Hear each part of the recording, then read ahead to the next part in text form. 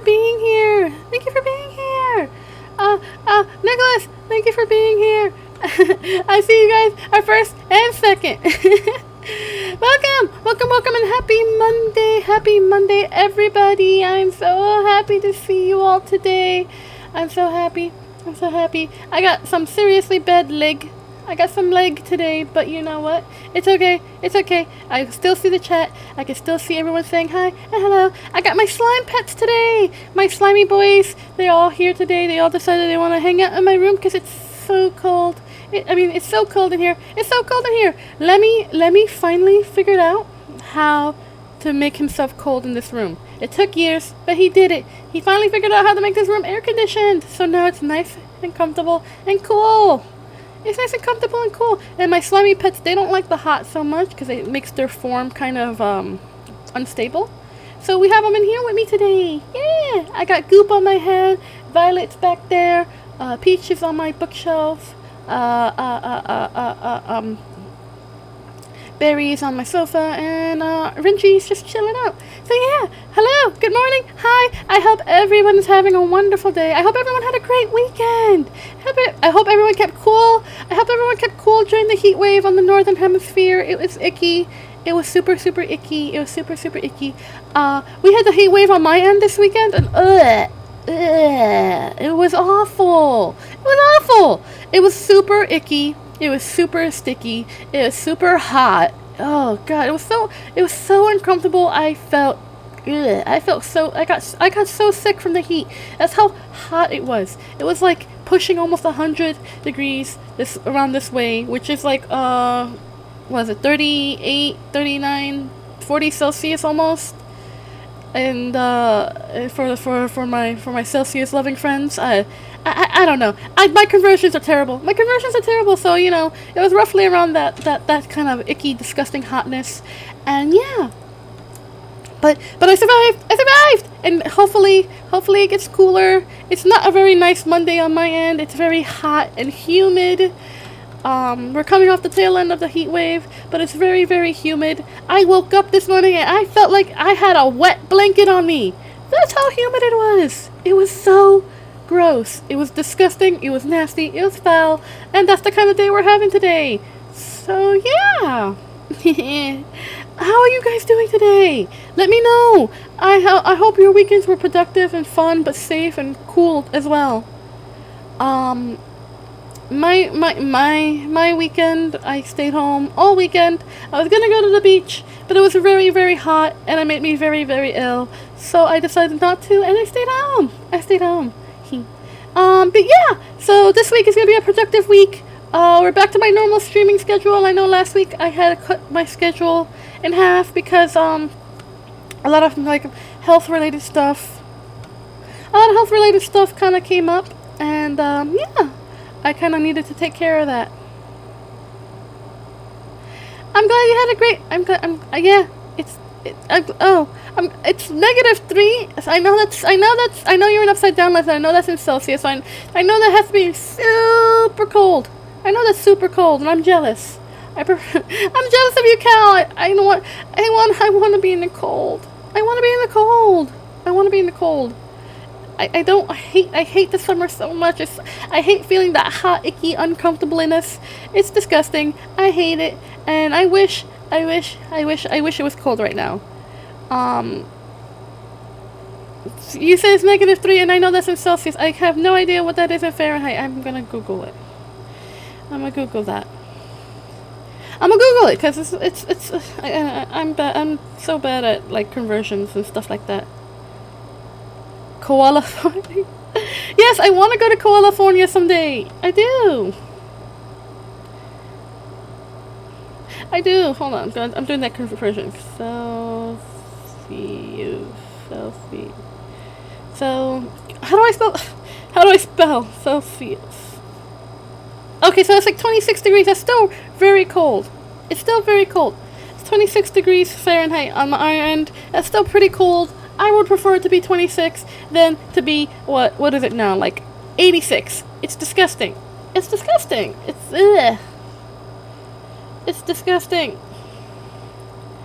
And it's very humid, so it feels even hotter. It's so gross. It's so gross. It's so gross. I do need to go to the Upside Down Land one day. I promise, Cal, I promise you. I will go to California one day. I will go to the Upside Down Lands and we get to hang out and do cool stuff together. I promise. One day it'll happen. I want it to happen so much because I always wanted to visit Australia. It's the land of danger and hot and koalas. So I want to go one day. I want to go one day. It'll be so much fun. Yeah, I promise I will. And hopefully by that time we'll both be established and more professional VTubers. So we can do cool collaborations and stuff. I would love that more than anything.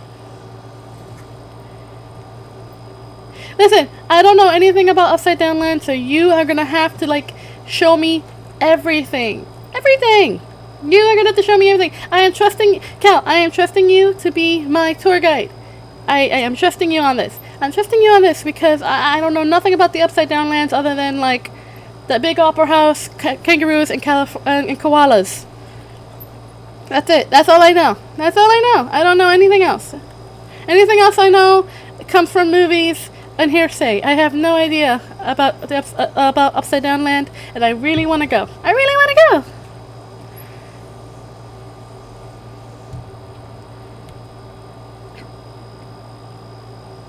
What are drop bears? Wait. What are drop bears? What are drop bears? I don't know what that is, and I'm kind of scared. Now. Anyway. Okay. But yes, outside of the future trip to Upside Down Lands, I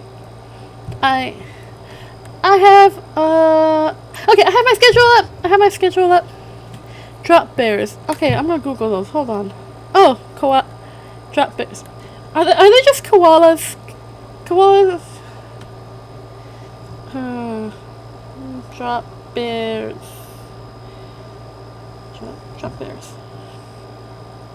They're koalas. The carnivorous version of a koala. Huh? The drop bear is a hoax in contemporary Australian folklore that features a predatory carnivorous version of the koala. This imaginary animal is commonly spoken about in tall tales designed to scare tourists. Bleh! You butt. It's a fictional character. It's an urban legend. It's a hoax. You can't get me with that one. Oh yeah, but the schedule this week's a little different. We got the usual. Okay, so tomorrow we have our usual story reading. We got our usual story. Yes, I said a hoax.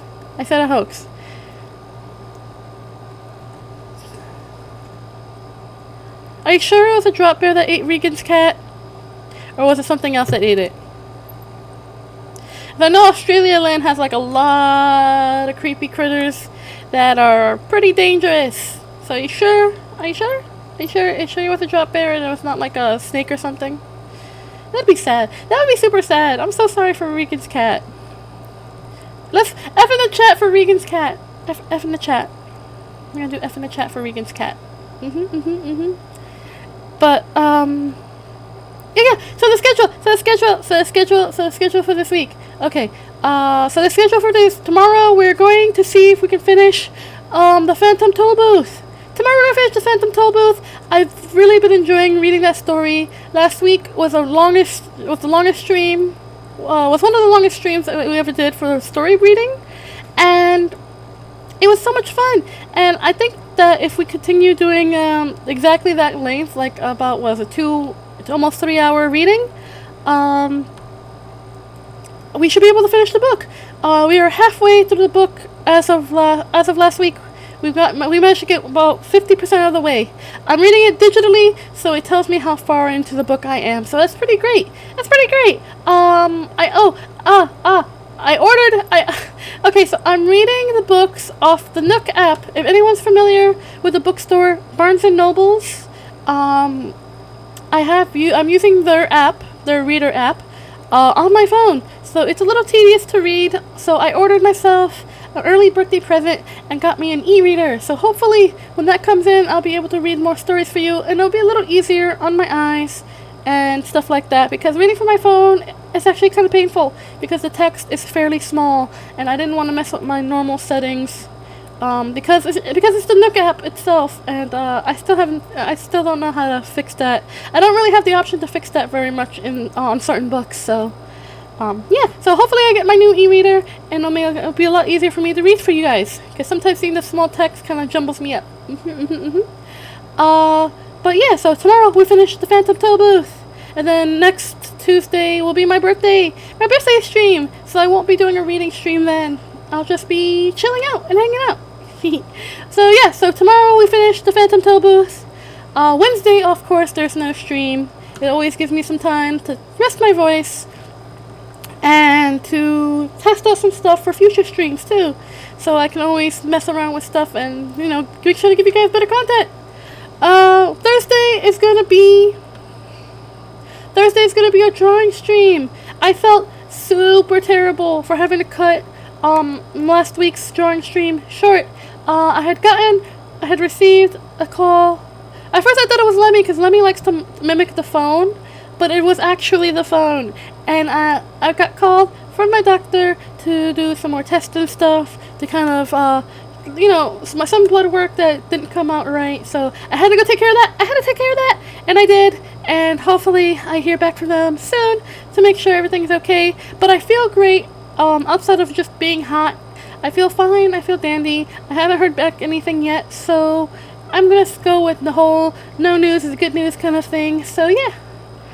Until I hear back from them, I think I'm okay. I'm gonna claim perfectly good health.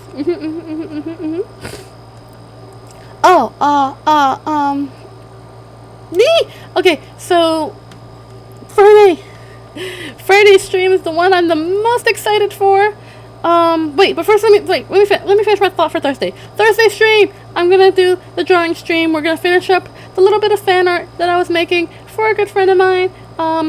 He's another VTuber. His name is Tora Karu, and I wanted to make him a very, very, very belated birthday present of fan art.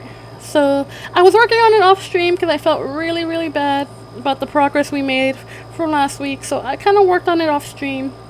And yeah, I was making that for my friend. And yeah, so that's gonna be finished tomorrow. And Friday, okay, so Friday stream, I'm the most excited about. I'm the most excited for it because I'm going to attempt to play a game. I'm going to attempt to play a game. Hopefully, with the settings I have been messing with, and mommy YouTube working with me, hopefully, it wouldn't be scuffed. It won't get scuffed, and nothing will break. I'm putting it out in the universe that nothing will break this time around, because I have a game that's pretty simple, pretty easy to follow. Everyone and their mother has played it on YouTube already. So yeah, the game is it's if you haven't seen the schedule yet, I'm gonna be playing Undertale. I'm gonna play Undertale, and I'm so excited. I've always wanted to play that game on a stream. I've played it on my own personal time before, so I know the secrets of the game already. But hopefully we can when we play together, we can find more secrets. I've never played it on stream. I would love to play it on stream. I would hope that the stream works out. At least minimal lag. Hopefully nothing breaks. But my luck with mommy YouTube. If it breaks, I'll just sit here and chat with you all like I always do, because I enjoy sitting here and talking with you guys. It makes me super happy, and it's something I thoroughly enjoy doing. Let's see. But yeah, that's my schedule for the week. And the tail pog, that's the one with the funny skill and who says it's more than time. I wish he said it's Morbin time. That would be hilarious. It's Morbin time. Anyway, but yeah, so that's gonna be set up. I'm pretty sure the game will probably be a little different because I did test play it a little bit in order to make sure it ran well with my new settings. So it might be a little bit of a different gameplay than most people who go into it for the first time. So yeah. Otherwise it should be just the same kind of game. We're gonna try for the best ending possible because I'll be honest, I played the genocide route. It scares me. I don't like it. It's terrifying and it makes me very it's one of those things that just makes me extremely uncomfortable. I always like to play all the routes in a game that generally has multiple endings if I can get to all the endings, depending on the game. But with the genocide route for Undertale, it makes me very uncomfortable. It makes me very uncomfortable. I don't know why. I don't know why the genocide route for Undertale makes me highly uncomfortable. Outside of the obvious Sans fight. The Sans fight is a night. Excuse me, I gotta hydrate. Excuse me.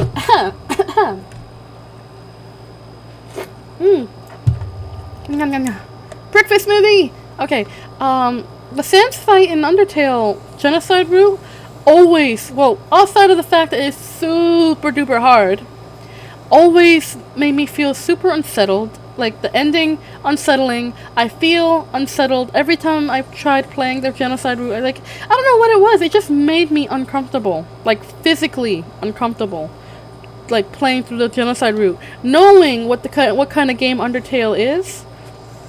So, it's definitely... it's definitely a kind of game where, I would want to get the best possible endings, first and foremost. Will I get the genocide route? Probably not. Just because of how uncomfortable it makes me. And I think that's the mark of a really good game.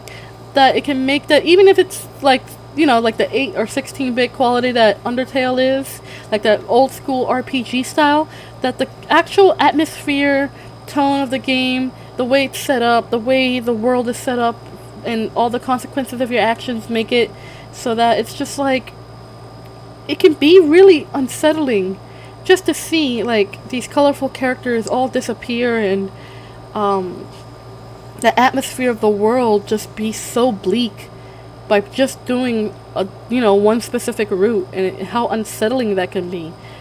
And plus, I don't feel like the genocide route is as fun because it's as fun to play simply because, one, you don't get to have those fun interactions with the characters, like the NPCs and everything in the game, and two, it's like, how do I explain it? It's like it's more of a challenge than it actually is like an enjoyable experience. I would rather have the enjoyable experience of playing through the normal or pacifist route than, go through the genocide route just to be a completionist. Because as much as I like completing games and trying to get all the possible endings and stuff like that, I will not say I'm so much of a completionist that I will get every ending and like fight and sit there and try to get every ending. I can't do it. I don't have the capacity. I don't have the capacity. I would rather just enjoy the game for what it is, and I always try to get the best possible endings first, before anything, because that's the kind of player I am. I like being able to get the good endings. I like making good choices. And a lot of people are like, oh, but if you're going to play a game where your choices don't really matter because it doesn't have any real consequence in the real world, I'm like, no, but it has consequence to me. Because I feel like I don't want to be a bad person playing a game where my actions do have consequences. Even if it's not real world consequences. I don't like playing the bad guy all the time. If it's a game where I'm like, yes, I'm a bad guy and that's my story arc, okay, fine. I'll be the best bad guy I can be. But if it's a game where my choices matter, I will always try to do the best possible choices because I don't know. I just want to be good. I just want to be good.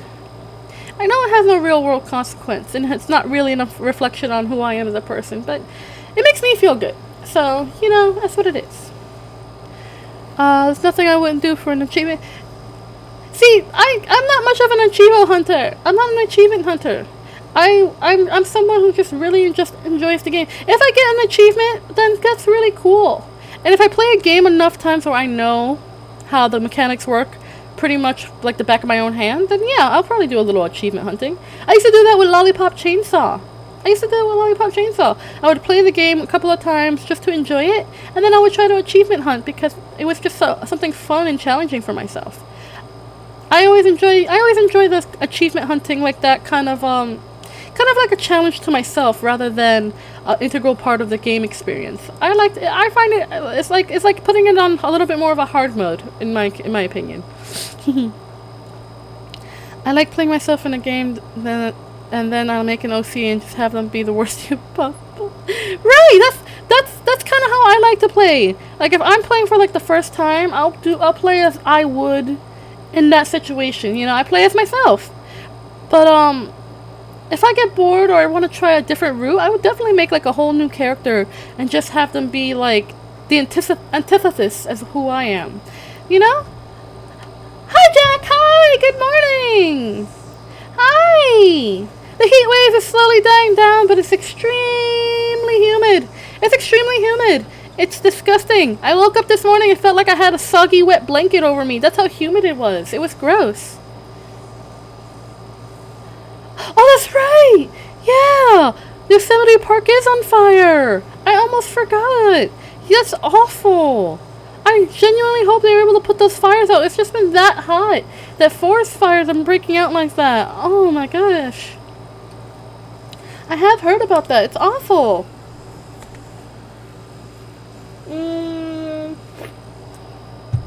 Hydration.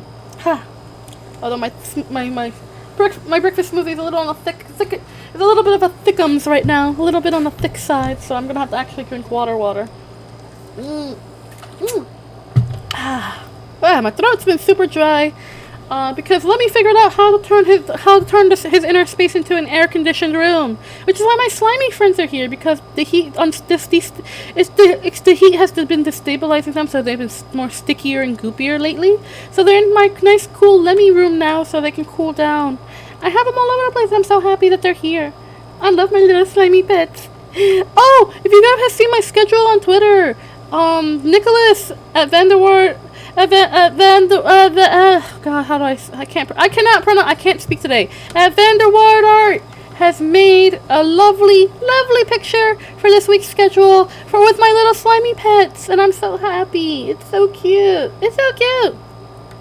Oh, and in case you're ever curious, the outfits that he draws me in are based on real world ones. So in the real physical non-VTuber world, I own outfits like that, so he's been drawing them based off the ones I have. Some of my favorite outfits and looks. So, you know, you get a little glimpse of the real me in my taste of fashion, which is not the worst.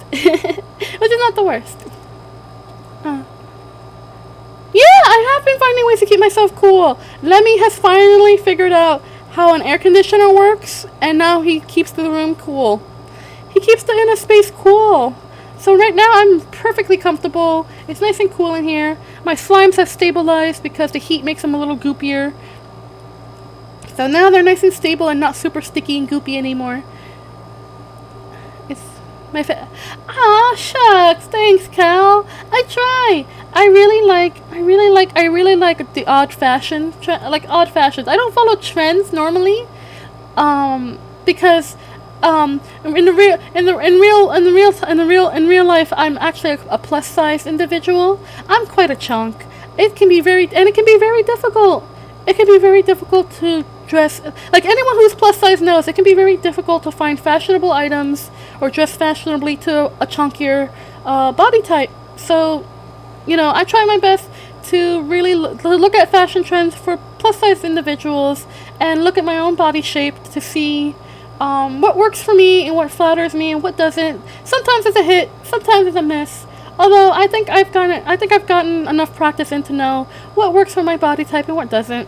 And yeah, I'm not ashamed of my body, so I will wear like revealing clothing from time to time. I prefer to dress quite modestly, but I do have clothing where I'm like, I want to show off my tum tum, or I want to show off a little booba, or I want to show off some thigh.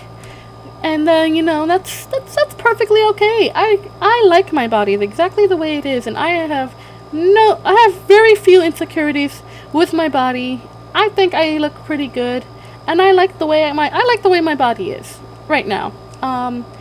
Despite being chunky, I do try to keep physically fit. I do exercise on occasion. I try not to overdo it because, of course, I have quite a lot of chronic pain and joint problems.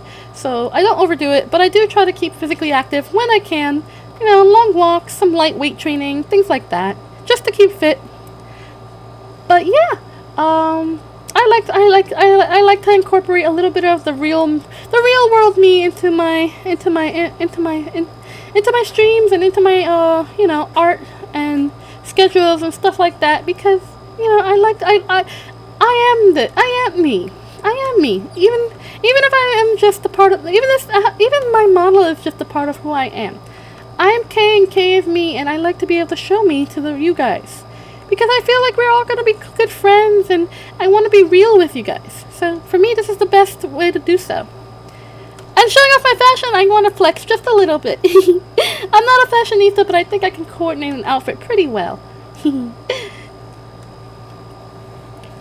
But yes, I've been keeping cool, I've been keeping safe, I've been trying to take good care of my health, because this heat is awful, and it really does make me quite ill. I get sicker in the summer than I do in the winter. Like in the winter, I'll get a cold and stuff, and I can deal with that just fine. But when it's hot, forget it. It's the worst. Okay, but I want to share some things with you guys, and I really genuinely want your opinion, and I would love to have your opinion and feedback on this idea, because I have a Twitch channel. And it's pretty dead. Some of you know that I have a Twitch channel. Some of you don't. I asked this on Twitter, but most people don't really answer my tweets, and that's fine. That's okay. I know people are busy, but I had this idea where I don't stream on Wednesdays, and I choose not to stream on Wednesdays to kind of give myself a break. Because I'm not super used to like talking for hours on end every day. I live pretty quietly. So I'm thinking on Wednesdays, maybe in the future, if I could fix it up, I might stream on Twitch. But the content will be vastly different than what I do here. For the simple fact is, on YouTube, okay, I want to say this right now, and I want you guys to understand what I'm saying when I'm saying this. I never claimed, I never insinuated, I never put it as a thought in the universe that I was say-so. For those of you who don't know what say-so means, say-so is like wholesome, safe for work, PG-13 at most. But no, I never claimed to be say-so. However, my content here on YouTube is comfortably say-so, because that's how I feel the most comfortable here. But I would love to do on Twitch maybe some less say-so stuff. Not to say like completely lewd or inappropriate, but definitely not as wholesome as I am here. Because on YouTube has some very strict TOS. I know Twitch does too, but I think Twitch's TOS is a little bit more relaxed on certain things. But YouTube's TOS can be very, very, very strict, depending on the kind of content I am creating. I don't age restrict my streams. I have no reason to. I'm not doing any kind of content that would require it, even though it is an option. However, I am quite careful with how I present myself here on YouTube for that simple reason. Because I don't want to aggravate. I don't want to make mommy YouTube angry. So, I was thinking, I like chaos. I like a little bit more freedom to be able to have a more chaotic time than I do here. So I was thinking on Twitch, sometime in the future, because I'm not going to do this immediately. I would have to do some more planning than I have time for at the current. But I would love to do a little bit more chaotic streams on Twitch. Longer streams that I can actually sit down and be like, okay, I'm going to sit here for maybe 2, 3, maybe even 4 hours and just be absolutely chaotic. I would love to have my friends join me on this so we can just have a completely random time. Cal, I definitely want you to join me on my Twitch streams because together we are an absolute chaotic mess and I love it so much. And I have some plans. I have some plans for future streams that I would love to include you in because your chaos and my chaos match up way too well, and it would be an explosively awesome time. So, and I would love to be able to stream other nonsense stuff with all my other VTuber friends on Twitch as well, and it would be super fun. Super fun! But that's something I'm planning for the future. I haven't made any solid schedule plans for that yet, so that's something that's gonna happen a little later on. Maybe, I don't know, I don't want to say a time frame because I'm not sure yet how I'll make this all work because sometimes my streaming settings are a little wonky and I have to work it out. But that's something I've been thinking about. Something I've been thinking about in terms of just like giving you guys more content as well as making use of my Twitch channel because I have it there. I'm not putting any content on there, and I would love to be able to kind of start putting some content out on my Twitch channel just to kind of, just to kind of expand my streaming repertoire a little bit. I think that would be a lot of fun. What do you guys think? Do you think that would work out? Just do a little bit more chaotic, a little more unhinged, a little less organized. Well, much less organized than what I do already.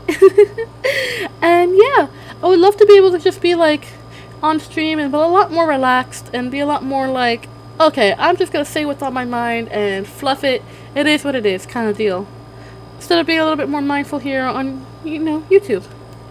I think that would be so much fun. I have found some pretty cool things as of late. I'm gonna see if I can try to make them work on my stream settings. See if I can make things work, and then go from there.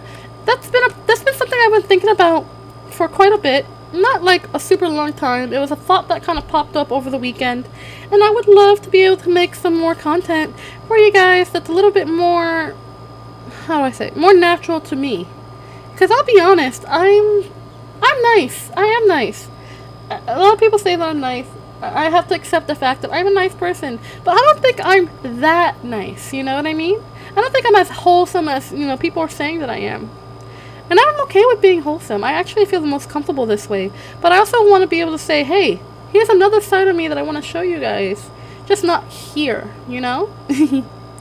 And, it's something I'm kind of psyching myself up for, as well as working on, because it's something that, I don't know, I'm a little iffy about. I'm not sure yet.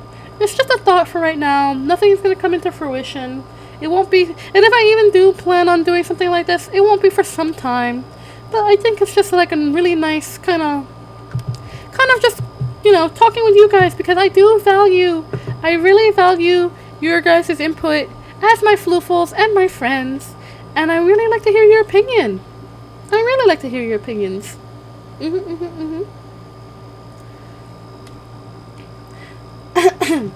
My throat is super dry today. Hold on, I need some more water.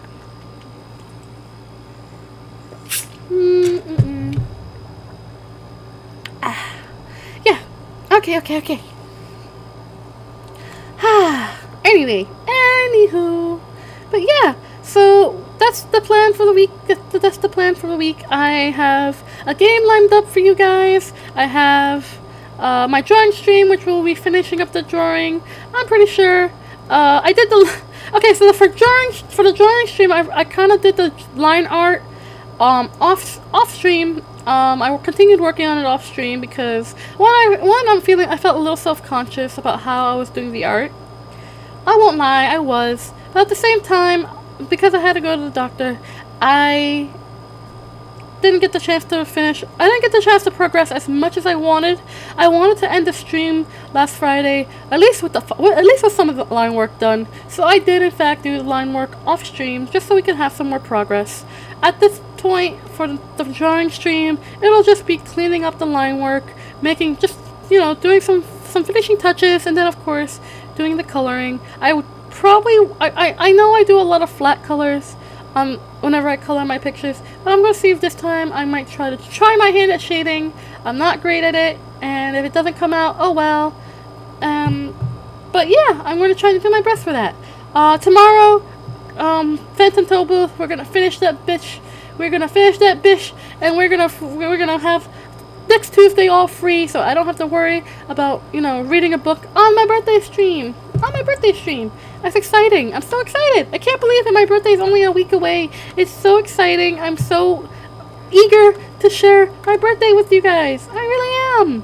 It's going to be a whole party, and I'm so excited. There's going to be a party in the chat. There'll be a party here. I'm ready. I'm excited. I cannot wait. I can't wait. It's going to be so much fun. It's going to be so much fun. I'll have some games lined up so we can play together. Not so much games as in like a video game, but like party games, something that we can just play together on stream. That works out for all of us. We could play like Would You Rather, or we could play like, I don't know, maybe I find like some kind of weird browser game or browser quiz, something that we can play. I don't know. I'm still looking things up. I'm still organizing everything. So that'll be something to look forward to. I'm excited. Let's see. Of course, Friday stream. Jack, you weren't here for this. Friday we're playing Undertale, or we're gonna at least try. We're gonna at least try to play Undertale. I'm excited. I'm so excited. I'm so excited because I really want to. I've always really wanted to play this game on stream, and I love Undertale. I'm gonna say it right now. I am a very big fan of the game. Deltarune is another. Deltarune is also really good. I cannot wait for more chapters to come out. Toby Fox needs to come out with more chapters of Deltarune real quick, because the last chapter, chapter 2, they ended off with such a cliffhanger. I lost my mind. So I'm super excited. Maybe I can, if I can get Deltarune to work too, I will play chapter 1 and 2 of Deltarune in the future. If only if 1, Undertale stream goes well, and 2, I can get it to work. Because I tested out, oh, my throat is super dry today, excuse me. I tested it out, the Undertale game. I tested it a little bit, and it seemed to work just fine with like very minimal lag. But of course, with Mommy YouTube, it could be a little difficult. So we're gonna cross our fingers and hope. That nothing breaks. I hope nothing breaks. I hope everything works out just fine. As you know, my track record for playing games on this channel is absolutely abysmal, and I really hope this one works. I really do hope this one works, because I'm super nervous that it won't, and I really, really wanted to play Undertale for you guys. It's one of the games I've dreamed of streaming ever since I started the process of becoming a VTuber, so I'm just looking forward to it. What do you guys think? Think it's going to be a fun time? I hope so. I hope everything works. I really, really, really, really, really, really do. I really do. Anyway, let's see what else. What else can we talk about today? So, okay, my weekend was pretty quiet. It was quite hot. It made me very ill. Otherwise, I just kind of relaxed the whole weekend. I did some reading, listened to a lot of music. Okay, so I was listening to a lot of music over the weekend. I did a little bit of singing, a little sing-songing. I'm not a great singer, but it was super fun. It gave me ideas for wanting to do a karaoke stream with you guys, but I want to do the karaoke stream as a really big milestone kind of thing. Like, let's say if we hit 50,000 Floofles. There we go. 50,000 Floofles, and I will do a karaoke stream. If we have 50,000 Floofles between here and... Well, I'm not going to say Twitch because I'm not streaming on Twitch. But if we can get 50,000 Floofles on here, I will absolutely do a nice, long karaoke stream. I like doing karaoke, so I'm talking fluff out of my butt. I might end up doing it sooner than that. But it's a lot of fun. I would love nothing more than to be able to sing for you guys, no matter how badly it is. I would love to be able to sing for you guys.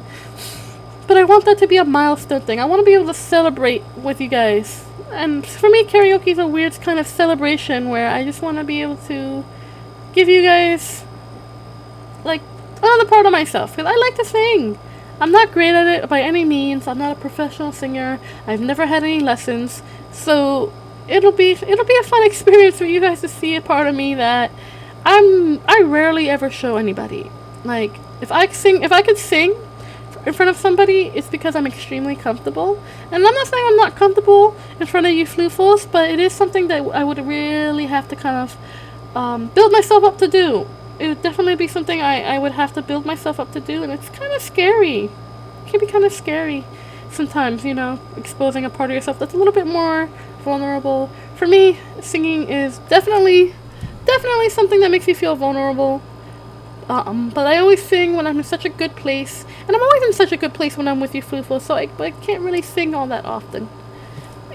Especially with, again, Mommy YouTube's TOS. I have to be careful, because if I do a karaoke stream, it'll be unarchived, which means that you can't catch the VOD. There's not going to be a VOD afterwards, so it's a first come first serve. You have to be here in order to watch it, and that's it. I won't be able to archive. I would not be able to archive the karaoke stream simply for copyright reasons. I don't want to get copyright stricken. So it would definitely be like, you have to be here in order to catch the stream. And if you can't be here, that's perfectly fine too. But I would hope my sweet Floofles would come to my karaoke stream. Even give me some song suggestions if I'm familiar with it. My musical taste ranges everywhere from musicals on Broadway to very obscure music to like Disney soundtracks to not what's popular, but what I like. You know, I do like some popular songs, but like I'm very much I like what I like kind. I'm a very much I like what I like kind of person. So it just, you know, I will sing what I like to sing, and if you don't like it, that's okay. I would never want to force anyone to be here and listen to me sing like a harpy to a song they don't like. Or if they do like it and they just find my singing offensive, that's okay too, because I find my singing offensive sometimes. I don't know anything about music, so I couldn't tell you what my singing abilities are, what my range is. I'm very limited in my knowledge of music, like music technicalities and stuff like that. So I'm just gonna say I sing okay, but I also sound like a dying cat half the time. So you guys are gonna be subjected to that nightmare. One day, I promise, one day you will. But yeah, I do, even though I said I don't care about the numbers, I do want to do like goal-oriented stuff. You know, like, if we get like, let's say 100 if we get like 100 subscribers and followers, I could do a different kind of stream. Like, let's see, if we get 100 followers and subscribers, what should I do? What should I do? I wouldn't know what I would do. I don't know. That'd be something I have to think about. I've never been one for the numbers of doing all of this, but I do want to be able to say, hey, this is a big milestone. Let's celebrate it by doing something a little different. So we'll figure it out. I don't know. I wouldn't know. Oh! You know, I've always wanted to try my hand at doing ASMR. So how about if we get 100, I just had an idea. 100 subscribers and 100 subscribers here on YouTube's, and I'll go out on a date with all of you. We'll do an ASMR roleplay date. That would be fun. I'll go out on a date with you guys. I'll get a nice fancy dress. I'll make sure I'm all nice and clean. No slimes in my hair. No icky smells of eldritch horror anomalies. And we can go on a date. 100 subscribers and we'll go on a date. 100 Floofles. 100 Floofles and we'll go on a date. And that's my solemn promise. I will say that right now. 100 sweet darling Floofles. And that will be our first milestone stream. I'll go out on a date with you guys. It'll be a fun time. We'll take a walk in the park, get some snacks. We'll talk a bunch. That'll be super fun. What do you guys think? It'll be a super fun time. I'm excited. So let's try to do that. Let's try to do that as a milestone goal. 100 Floofles here on YouTube. And I'll go out on a date with you guys. I clean up pretty well. I do clean up extremely well. So I would love to be able to share that with you guys. I look like a totally different person when I dress up for a date. So you'll see. If we can get to 100 Floofles, we'll go on a date. Good morning, it's that time again gaming. Happy you're here. Happy Monday. I hope you're keeping nice and cool and comfortable. I really do. I hope you're doing well. I hope you had a great weekend. I hope you had a very good weekend and kept cool and comfortable, but had a great and productive time. And even if you did it at school too. But yeah, I was just talking about possible milestone celebration streams. I would love to get 100 Floofles, and I'll take all of you out on a date. Yes, 100 Floofles, and I'll take you on a date. But that is something I'm looking forward to. It really means I really would love to expand our Floofle family. So, I won't pressure you. I won't pressure anybody to do it, but I would love it. Share my content. It would be fun. I would love to add more people to our Floofle family. It'll be super fun, and we could have more. It would be a lot more of a fun time. Especially since you guys know I love talking to you guys. I do. I really love talking to you guys here in chat. So being able to have more Floofles to talk to gives us so much more of a wider range of conversation. And I'm a talker. You guys already know I'm a talker. So I would love to be able to just have more conversations with you guys. Just be able to, shoot the breeze and just have more conversation. You guys get to know more about me, and I get to know more about you, and it'll be so much fun. It'll be so great. Anyway, but yes, so our stream schedule for the week is already up. If you follow me on Twitter, peep that. Give my friend Nicholas a huge like and follow for his awesome art. He knocks it out of the park every week with my schedule art. He is super awesome. You guys gotta show him some love on Twitter. Please give him all the likes and hugs and kisses for me, because he does amazing art, and yeah. He always helps me with my thumbnails as well. If I don't make them myself, he makes them for me. He helps me make them, rather, because I'm not the greatest with photo editing and stuff like that. So give him some love. Shout him out on Twitter at @VanderWardArt.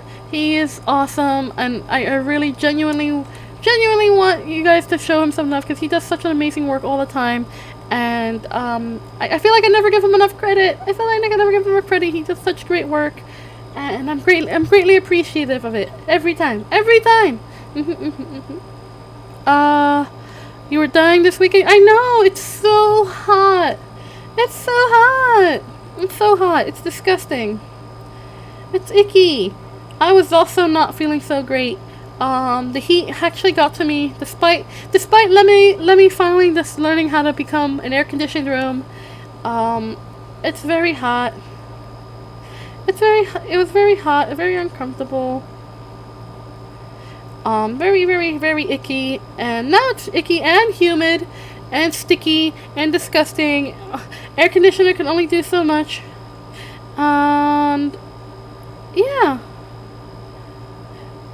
It's just icky.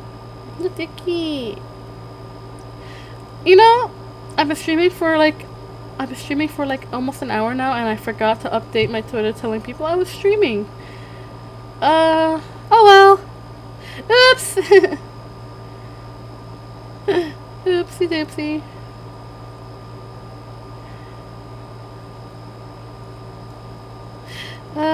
see.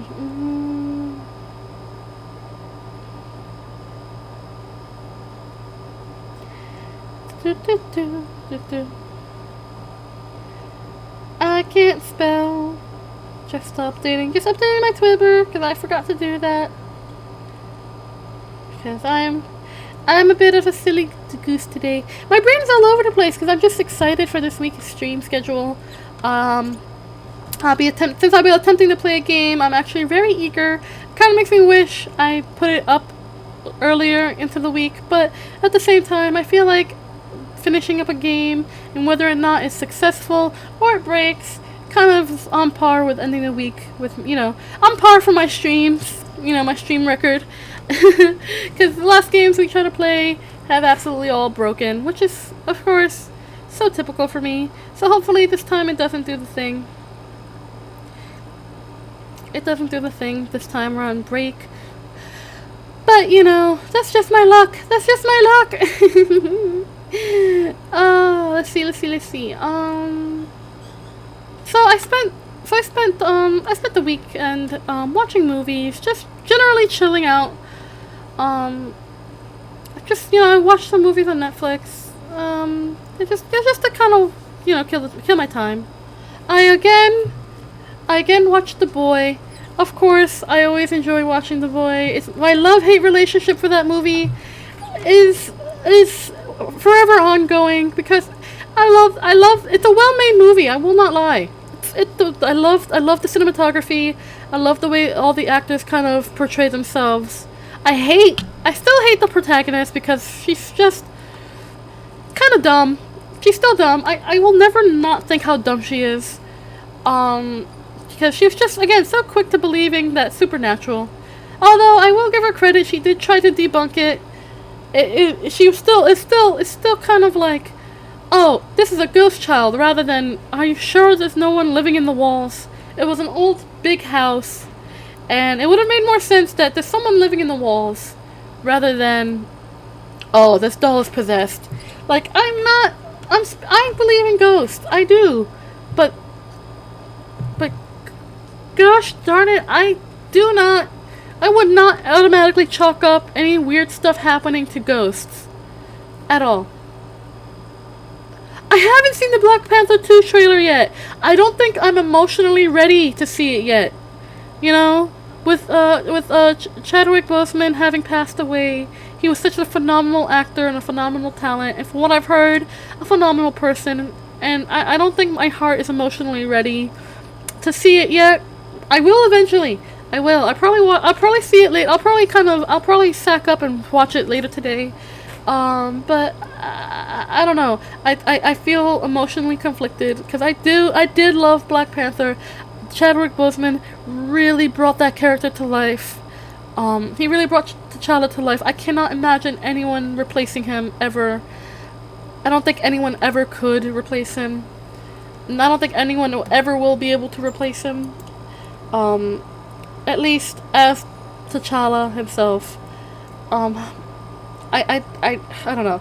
I feel emotionally conflicted because I genuinely love that movie so much. The way it was made was so stunningly beautiful. The actors in it were all like top tier, amazing performances from all of them. And I don't know. I'm not emotionally ready. Mentally, I'm prepared because we all expected this after Chadwick Boseman passed away, but I don't think I'm still not emotionally ready.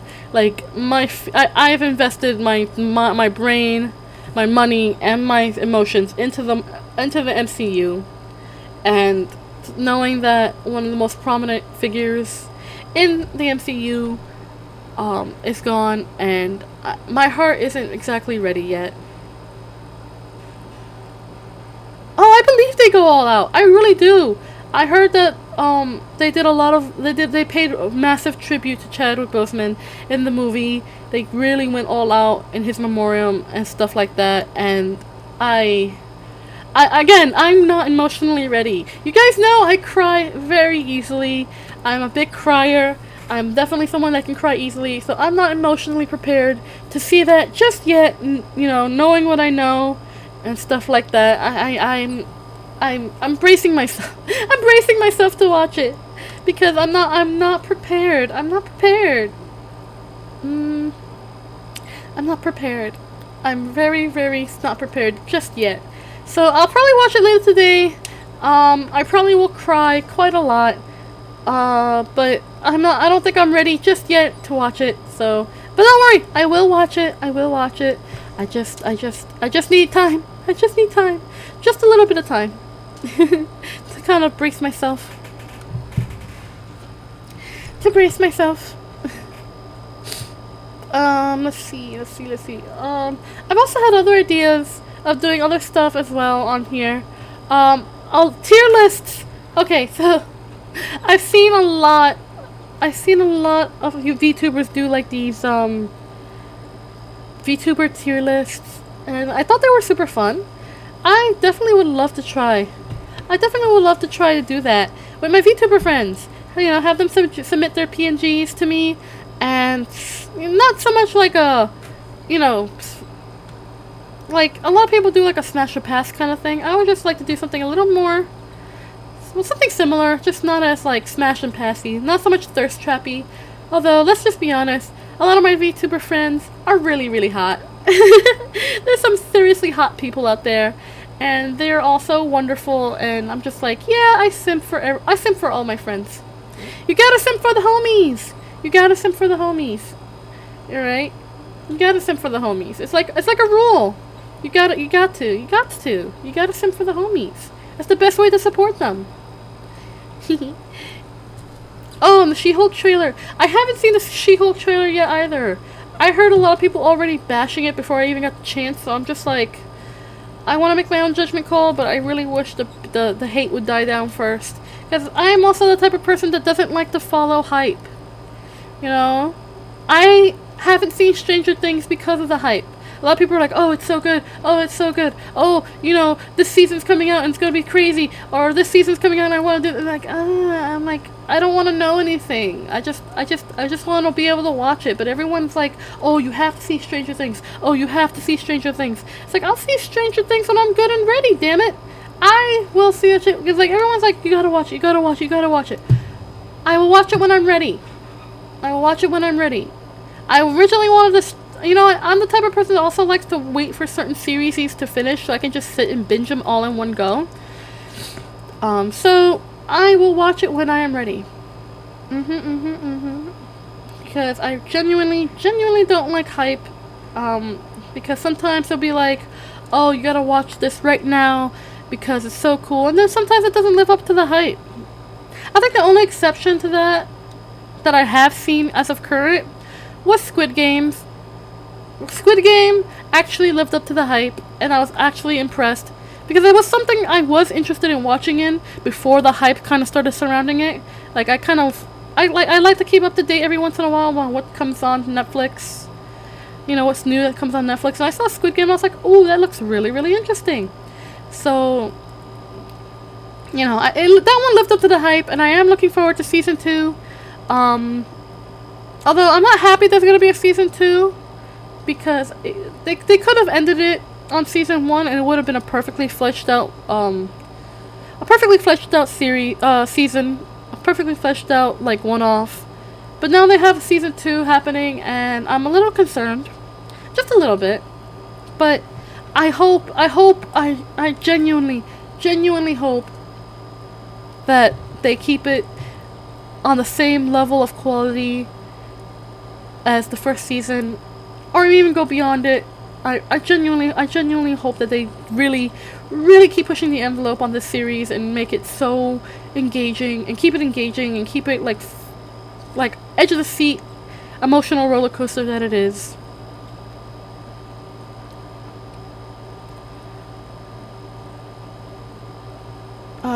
Don't worry about hype. People have different tastes. I see Stranger Things, it was good, and She-Hulk.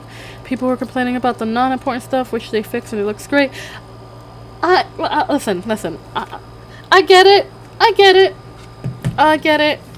But hype tends to ruin my own expectations, you know? Because then people were like, oh, well, they should have did this, or oh, they should have done that, or oh, this is not how that's not how that should be. Like, it's just the overly criticisms that people like to push out, you know, for like they push so much of their own expectations and criticisms out even before the content even comes out. That's just like, you're ruining it for us. You're ruining it for the people who are already excited to, you know, to see this, and you're just like overly criticizing, which works out fine in some situations. Like with the Sonic movie, people saw that and lost their ish, and let's be honest, it looked real bad. It was like absolute nightmare fuel. It looked like an absolute nightmare before they fixed it, and I'm so glad that they did. I'm so glad that they did. Because it looks beautiful, and it was so good. It was so good.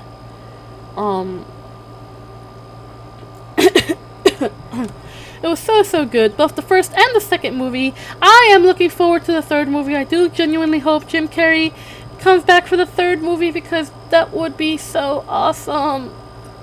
He is the best Dr. Robotnik I've ever seen, and I genuinely hope he comes back for the third movie, because it wouldn't be the same. It really wouldn't be the same without him.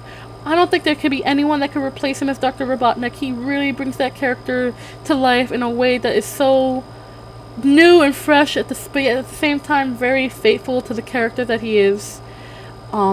It's really good. Really good. And I'm excited. I'm excited.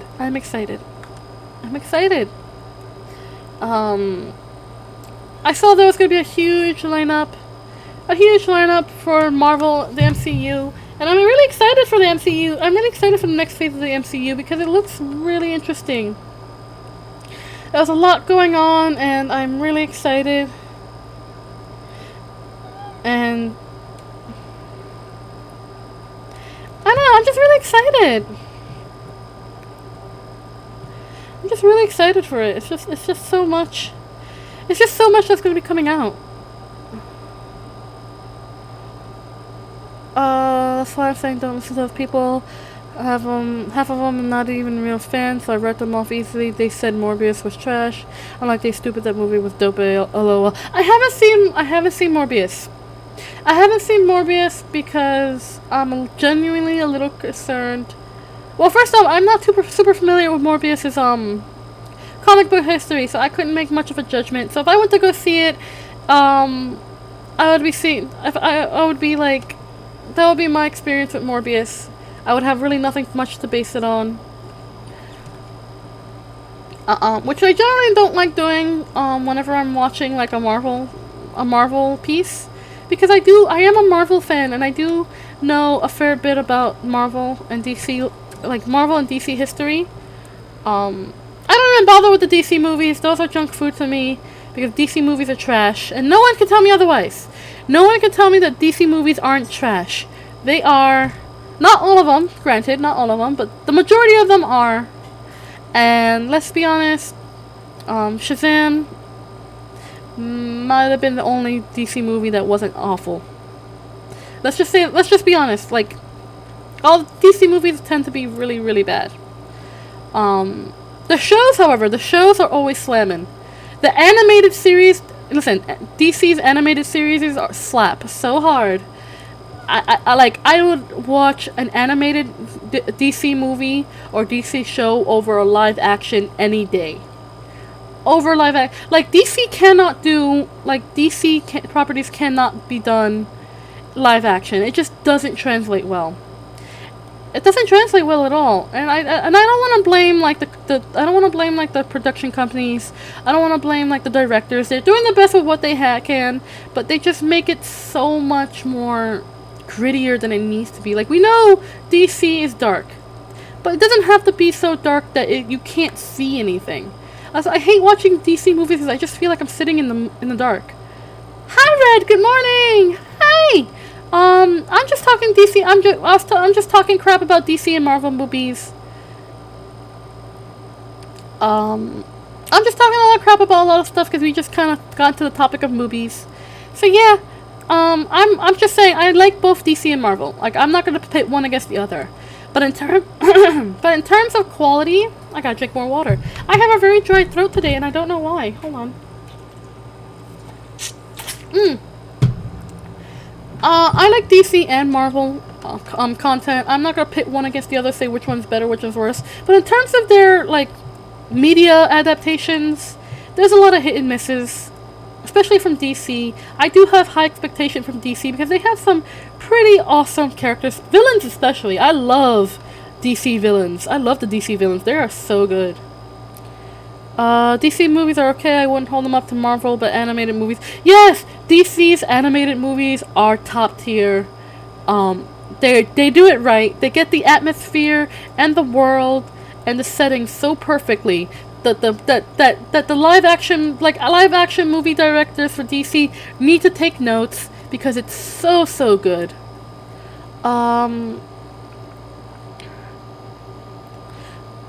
Yeah, Birds of Prey. I haven't seen Birds of Prey, but I heard a lot. From what I have seen, it was pretty good. I think Harley Quinn is a great character to focus on because she is so multidimensional. She has become over the last 30 years this multidimensional character instead of just, Joker's fangirl. She has become very much a villain and or anti-hero and or hero of her own. Cause I think in this arc she's a hero now, or like an anti-hero or a hero, a sometimes hero. I haven't read any of the newer comics, so I can't tell you.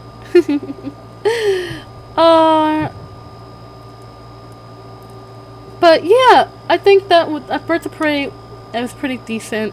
I haven't seen it, but from what I do know of it, it looks really decent. And I have to watch it. But it's just a matter of production. Like, we get that DC and Marvel are like two sides of the same coin here. Marvel's more of the light-hearted, colorful world, and DC tends to be a bit more gritty and dark. But the way they make DC movies are too dark. And I mean that like in the sense of atmosphere. I can't see what's going on. Like the Marvel movies, they do like these dark scenes as well, but they make them in a way that you can still see the world that you're in. You can see the surroundings around you. You can see that, yes, though it's clearly dark, you can have there's so much detail in the world around it that even though it's supposed to be translating to night, you see everything.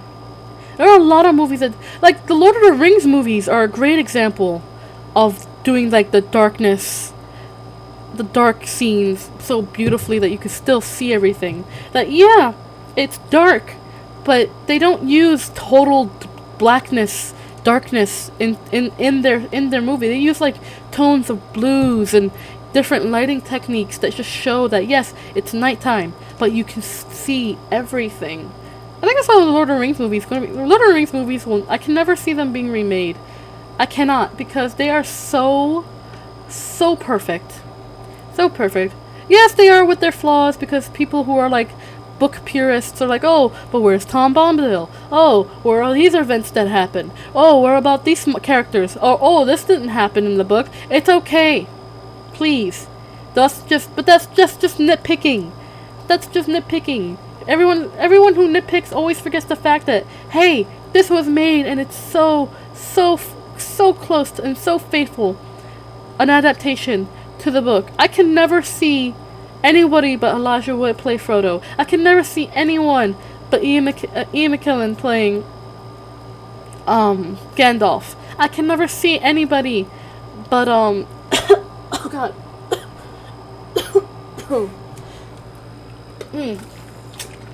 I can never see anybody but Sean Astin play Samwise Gamgee. You cannot replace these characters. They have been so perfectly cast and so beautifully casted and so beautifully directed, and so much of the characters that we know from the books have been brought to life that you can't replace these characters. Like with the DC movies, you can replace Superman, you can replace Batman, you can replace Wonder Woman, and it'll always be the same character no matter what. You can see other people taking up the mantle. You have seen other people taking up these mantles. But when you cast a character so perfectly in a movie that you can never see them in any other, as you cannot see these characters as any other way but how the actor portrays them, that's when you know you do it right. That's also kind of one of those things why I don't like the DC movies for that reason, because they always are trying to retell the same story with different actors and different directions and different ways of doing it, which is fine. Which is absolutely fine. It's a valid form of expressing the media that you love in a different way. And that's perfectly okay. But I personally would rather have seen a character portrayed so well that I can't imagine any other person playing this character. Which is why I really like the animated series better, because even if you can get different voice actors, the character is still the same, and the way they're portrayed are usually pretty consistent, Although I will say I can never imagine anyone but Mark Hamill playing Joker in animated series, ever. CG's fun and hard work, don't get me wrong, but I love a good practical effects. Right! Movies around it. Oh, you gotta go, Red? Okay, Red, have a wonderful day. I'm so happy to see you, and message me later. We'll talk later. Okay? We have so much to catch up on. Okay? Have a good day. Have fun. Keep cool. I'll see you later. Bye! But yeah. I was talking about CG. I have so much issues with CG. I feel like it's so overtly used. In movies, and it's so depressing. It's that I am someone who genuinely. Yay! Bye, Red. I'll see you later. I'm someone who genuinely appreciates practical effects in movies, because I'm gonna come back to The Boy for that very reason, because The Boy is an excellent example of why I'm not a super big fan of CG. Okay, so originally in the movie The Boy, the serial killer Brahms, the antagonist, his mask, you can probably tell, but his mask, while it looks really good for CG, it's still CG. And I just, it makes me feel like this was something that could have been I know this was a post-production ad, because James Russell is hot, and even though he had prosthetics and stuff on, he was still hot. So I understand it was a post-production thing to try to make the character Brahms more unsettling, but I feel like if they had used more practical effects, like an actual mask and other things to kind of really amp up the creep factor, Brahms would have been such a great, scary, maybe not scary, but unsettling protagonist. I feel so sad, because the one thing, my biggest criticism about that movie, even though it's my comfort junk food horror movie, it's not scary. Let's be honest, it's not scary. It's not scary at all. It's a junk food movie in my opinion. It's something that you can enjoy watching for the lulls. Something you can shout out the screen and be like, look, look over there, or something like that. You dumb bimbo, do it like this, or, oh, why would you go up to the attic? You're so dumb. It's just one of those movies where you can just rip apart and still weirdly enjoy.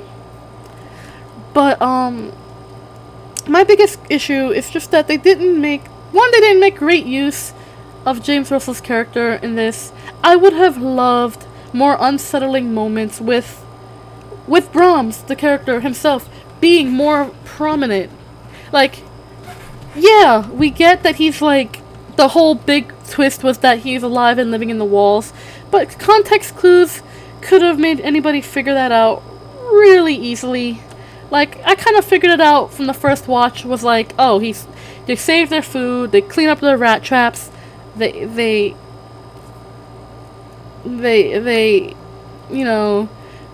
play music very loudly, they have to speak in a loud voice. I'm that wouldn't make sense if the doll was possessed. They try to go with, oh, it's a possessed doll kind of deal. And I'm if the doll was possessed, you wouldn't have to speak loudly, because the doll could hear you. You wouldn't have to save leftover food. They made the excuse of. That's why they made this excuse of, oh, well, living on the countryside, food can be a little bit of a hassle to get, especially if there's power outages or bad weather, living out in the country. No. That doesn't mean shit, because you can easily remedy that by having a greenhouse. You can easily remedy that by having a chicken coop. There was more than enough space to be able to have that, and obviously the family was rich enough to be able to have someone take care of them if they didn't want to take care of it themselves. You can hire gardeners. You can hire a caretaker to take care of to take care of the chickens and the garden. You can easily have that. Hell, if they were so smart enough, they could have given Brahms that kind of exposure. They could have been like, hey, we know you're in the walls, you can't really be outside like that, but here's a greenhouse, be productive. That would have been great rehabilitation for the character of Brahms. It would have given him some more depth of character. They were like, oh, he doesn't like animals, so you don't have to make him feed the chickens. You could have him plant a garden, give him something productive, make it so that it gives him more depth of character and gives him a reason to expose himself more. Or not expose himself, That would have been a great way to be like, oh, he has this duty, but he can't expose himself because, Greta is there and she might run away. He's not supposed to show himself to people and blah blah blah. It's such a they could have done so much more for his character, but I digress. But the CG that they used to make him more scary, they could have done more. They could have done more, and while they did a great effect, it feels like they could have used more practical effects had they had the forethought to, do it. Movies nowadays don't use as many practical effects anymore, which is so sad. I miss the days like in the movies in the 80s. Well, if you had a creepy monster, it wasn't CG. It was a dude in a big suit or in prosthetics, and it was always so real in a way. It was cheese because you were like, oh yeah, that's just a dude in a suit, logically, but in their world, it was something that was real and tangible, and definitely something that you can react to in a more visceral, physical sense, in a more raw sense, I guess, than with CG, and then you have to kind of pretend that it's something visceral that's there, instead of seeing oh, it's just a guy with a Zentai suit on and tracking balls on him, and a picture of an idea of what this character should look like. And while I'm not, and I have to give props to the actors, I really do, because it takes a massive amount of skill to be able to look at some dude with tracking balls on him and still be able to portray horror or devastation or disbelief in such a visceral way. I have to give it to these actors. It takes a lot of skill to do that, and they get all the credit for it, but it's just there's something more genuine when you use a practical effect, practical effects, practical makeup, something that's more in the real world kind of feel, That's why Wesley Snipes' Blade, yeah, you can't see. The only exception I have with replacing characters and it's still working is is Spider-Man, because we had Tobey Maguire, you had Andrew Garfield, and you have Tom Holland as the current Spider-Man, and they are all so phenomenal as actors to have portrayed these characters on screen and really say, yeah, that's Spider-Man, and you can't change my mind. But then you have that's how it started with Tobey Maguire. Tobey Maguire was the first Spider-Man on in the cinema that really had people saying, yeah, that's Peter Parker, that's Spider-Man. And then they brought in Andrew Garfield, and Andrew Garfield, he did a great job, because we know there's different iterations of Spider-Man, there's different universes at this point. We know this, there's different interactions and everything. So being able to see Andrew Garfield as Spider-Man, and then of course Gwen Stacy. Gwen Stacy is a character that wasn't as well known as Mary Jane at that time, and it was so nice to say, hey, Gwen Stacy and Peter Parker together and have their time together, and it was amazing.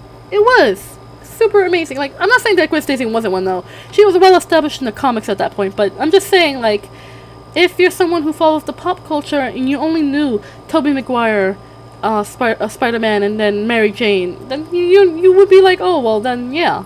this introducing Gwen Stacy, it opens up so much in the Spider-Man universe. And it was so good. So good. And Andrew Garfield did a great job, I think, as Spider-Man's. And Tom Holland, I'd have to say, Tom Holland, in my humble opinion, has to be the best iteration of Spider-Man and Peter Parker to date. You know? He has to be the best Spider-Man to date. Both as Peter Parker and as Spider-Man. Because, let me be honest, I think, and I know this may not be a popular opinion, but I'm gonna say it anyway. Tobey Maguire was a great Peter Parker. He was a great Peter Parker. I felt he was a little lackluster as the Spider-Man, but he was a great Peter Parker. He's OG, and I will forever have love in my heart for Tobey Maguire's Spider-Man. But seeing his predecessor, not predecessors, that's not the word. Seeing the people that come after him, I don't know what the word is. Those who came after him and then their performances, I will have to say, he's a great Peter Parker. His Spider-Man is okay. Because you can say, oh, but Peter Parker is Spider-Man. No. There's a difference. Because Peter Parker is Peter Parker. Peter Parker is also Spider-Man, but Peter Parker is the Spider-Man is his alter ego. Spider-Man is a vastly different person than Peter Parker. In a way that is, he has to be the hero. Peter has to be the hero of Spider-Man. But Peter on his own, successors, thank you. I forgot the word, I forgot what the word is. Thank you so much.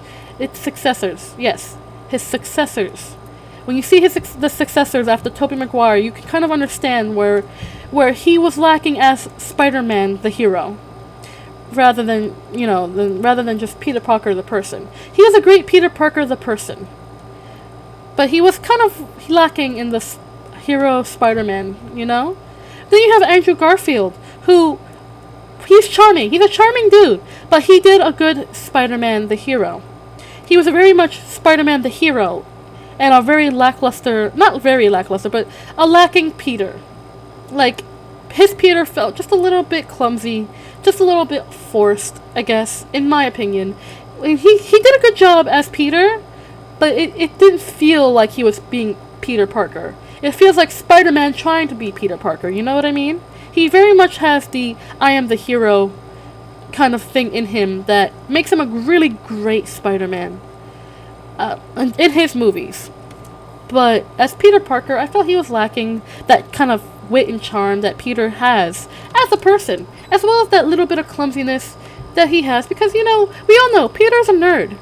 He's a nerd. He's a clumsy, slightly awkward teenager, and he just he's awkward but it's in a way that's so charming, as most teenagers are. He's it had a charm to him.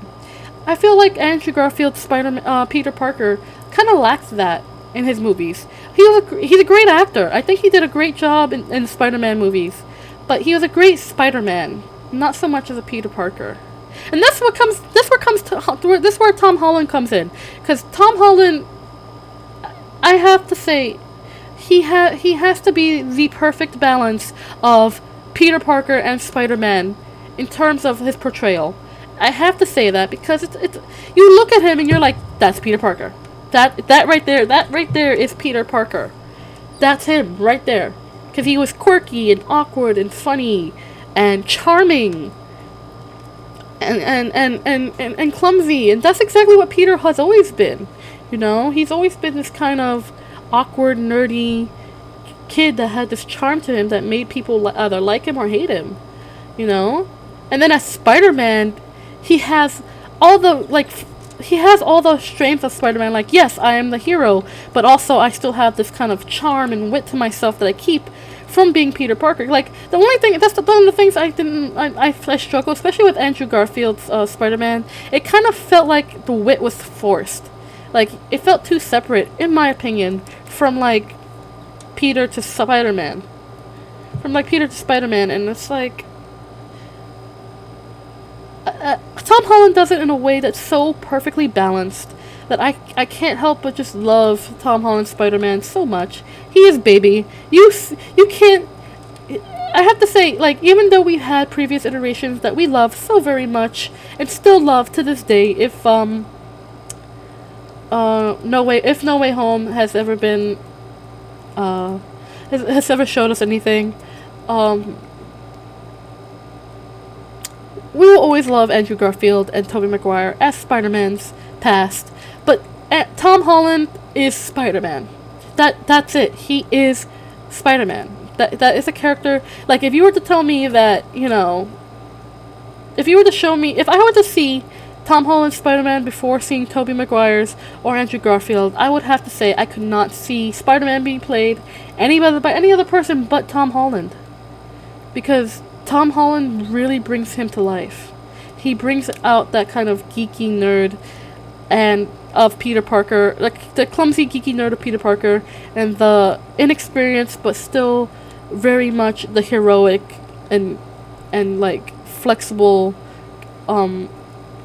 moral character. Not flexibly moral, but because Peter Parker is very much very much a good person, but it's more like that I'm doing the best I can as a hero. I need to be the hero, but it's so hard kind of deal, but I've still taken up the responsibility of being the hero kind of thing from Spider-Man that we all love, especially in the comic books. It's like, you know, Spider-Man still has that Peter Parker charm, which I felt was lacking in like the other two Spider-Mans, where here with Tom Holland is super balanced, and I really appreciate it so very much.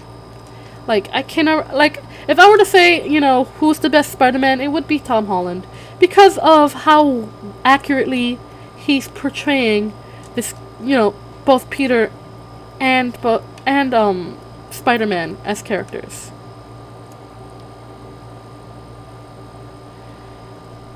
Tom's version was good, but it should him as extremely young. Well, remember, Spider-Man is a teenager. He's a teenager. He's like a 16, 17. He starts off as a 16, 17-year-old. He's a high schooler. He's, of course, going to be awkward and, like, nerdy. And he's still a kid. So, yeah. Like, having a younger actor play a young character, it works out just fine. Like, Tom Holland's only, like, in his mid-20s now, isn't he? Yeah, I would love to see how they bring in the Miles Morales Spider-Man. I actually really love Miles Morales as a Spider-Man. I think he's a great character. I love Into the Spider-Verse. I cannot wait for the second movie. And since they're doing the multiverse thing in the MCU now, if they can find a way to get a really, really good actor to play Miles Morales in the live action, it would be fantastic. No, he was high school. He was like in his senior year, my guy. Yeah, he was in high school. I remember the old comics. He was in high school. He was like in his senior year. They went to this trip. I remember that's how it started. Peter was on this high school trip, and that's where to this, like, this, what was it, biochemist lab, and that's. Yeah. So yeah, they were in their senior year of high school, my guy. They weren't in college yet. I think they were in their senior year, because they were doing college, like those kind of college field trips. All right. Okay. Fine. I will look it up right now.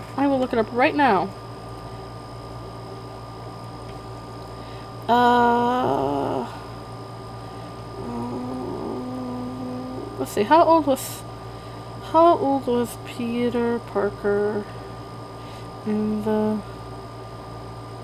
oops, I can't spell, in the comics when he got his powers? He was 15! I was wrong! He was even younger! Comic book history. Peter gained his powers after being bitten by a radioactive spider at the age of 15. There you go. See, he was still in high school, so I was both right and wrong. He was younger than I thought, but he was still in high school. Okay, he was a kid.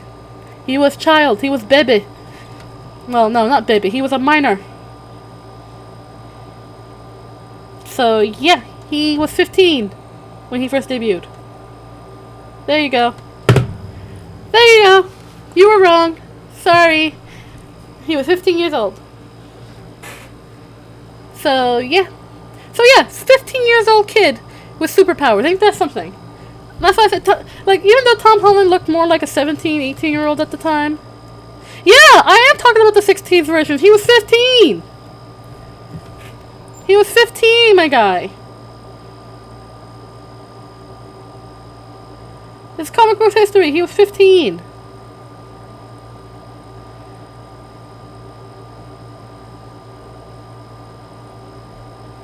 Alright. Let's see if I can clarify it then. Let's see.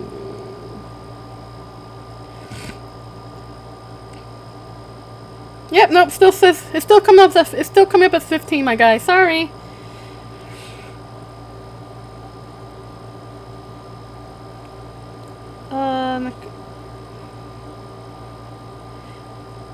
Okay, so no, I was right originally. Let's see, in the original comics, Amazing Spider-Man, 17! Okay, so, he was 17. He was 17, okay. 1962, Peter Parker was 17 years old. So I was still right! He was 17 years old. You probably remember his college days because he was 17! You know, he was probably in his senior year of high school at that point when he got his powers. So yeah. So I was right. And the Tom Holland movies have it pretty accurate too. Okay then. So meh. I was right. He was 17. I know my comic books. You can't tell me I don't. Sheesh. You can't tell me. I know what I'm talking about.